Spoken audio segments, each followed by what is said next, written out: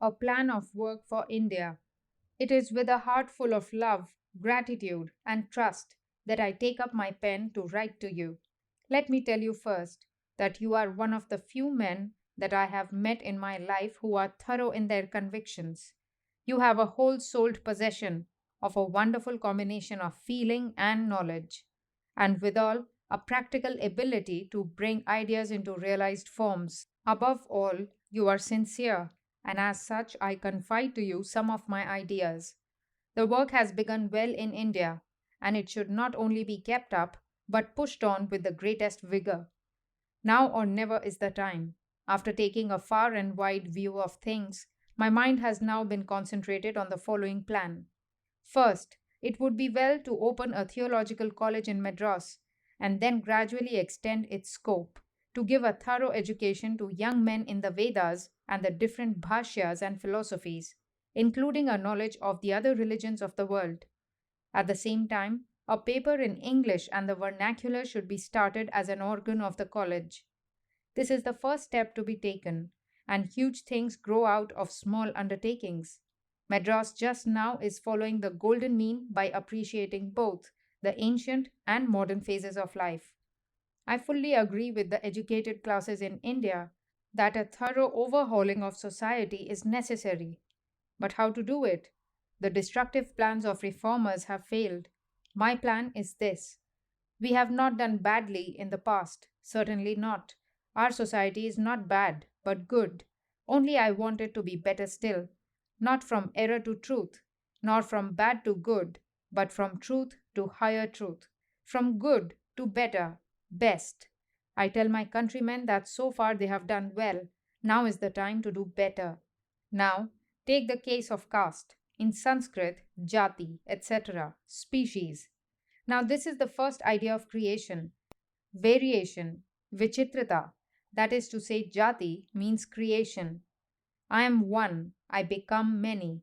Various Vedas. Unity is before creation, diversity is creation. Now, if this diversity stops, creation will be destroyed. So long as any species is vigorous and active, it must throw out varieties. When it ceases or is stopped from breeding varieties, it dies. Now, the original idea of jati was this freedom of the individual to express his nature, his prakriti, his jati, his caste, and so it remained for thousands of years. Not even in the latest books is interdining prohibited, nor in any of the older books is intermarriage forbidden. Then what was the cause of India's downfall? The giving up of this idea of caste. As Gita says, with the extinction of caste, the world will be destroyed. Now, does it seem true that with the stoppage of these variations, the world will be destroyed? The present caste is not the real jati, but a hindrance to its progress. It really has prevented the free action of jati, that is, caste or variation. Any crystallized custom or privilege or hereditary class in any shape really prevents caste, jati, from having its full sway. And whenever any nation ceases to produce this immense variety, it must die. Therefore, what I have to tell you, my countrymen, is this that India fell because you prevented and abolished caste. Every frozen aristocracy or privileged class is a blow to caste and is not caste. Let jati have its sway, break down every barrier in the way of caste, and we shall rise. Now look at Europe. When it succeeded in giving free scope to caste and took away most of the barriers that stood in the way of individuals, each developing his caste, Europe rose. In America, there is the best scope for caste, real jati, to develop, and so the people are great. Every Hindu knows that astrologers try to fix the caste of every boy or girl as soon as he or she is born. That is the real caste, the individuality, and Jyotisha, astrology, recognizes that.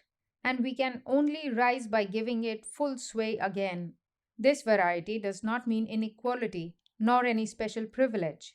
This is my method to show the Hindus that they have to give up nothing, but only to move on in the line laid down by the sages and shake off their inertia, the result of centuries of servitude. Of course, we had to stop advancing during the Mohammedan tyranny, for then it was not a question of progress but of life and death.